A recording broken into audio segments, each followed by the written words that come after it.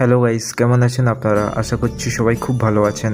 আজ এসেছি কলকাতার এক অপূর্ব ও শান্তিপূর্ণ জায়গায়, যার নাম হচ্ছে স্বামীনারায়ণ টেম্পল। মন্দিরে ঢুকেই এক অদ্ভুত শান্তি অনুভব করলাম। মার্বেলের গঠন, পরিষ্কার পরিবেশ আর নিঃশব্দ প্রার্থনার আবহ, সব মিলিয়ে মনটা একদম হালকা হয়ে গেল। প্রতিটি কোণেই রয়েছে একটা আলাদা শান্তি। মনে হচ্ছে যেন এখানে সময় ধীরে চলে।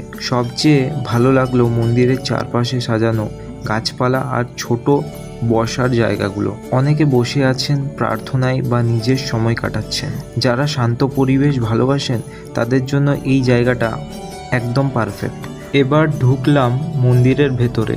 এক কথায় বললে মনটা একদম শান্ত হয়ে গেল। বাইরে থেকে তো মন্দিরটা দেখতে খুব সুন্দরই লাগছিল, বাট ভিতর থেকে মার্বেলের কাজ চোখ ফেরানোই যায় না। হঠাৎ আরতির ঘণ্টা বাজলো। সেই মুহূর্তটাই ছিল সবথেকে মন ছুঁয়ে যাওয়া।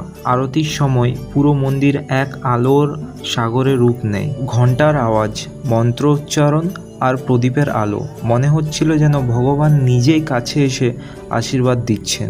এই আরতির মুহূর্তটা আমার মনে সারা জীবন থেকে যাবে। স্বামীনারায়ণ মন্দির শুধু একটা দর্শনীয় স্থান নয়, এটা একটা অনুভব, একটা শান্তির ঠিকানা। যারা এখনও আসেননি, একবার অন্তত এই অভিজ্ঞতা নিতে হবে। সত্যি বলছি, মন ভরে উঠবে। আমি সোমনাথ, চলুন আবার দেখা হবে নতুন কোনো ভিডিওতে। ততক্ষণ পর্যন্ত গুড বাই।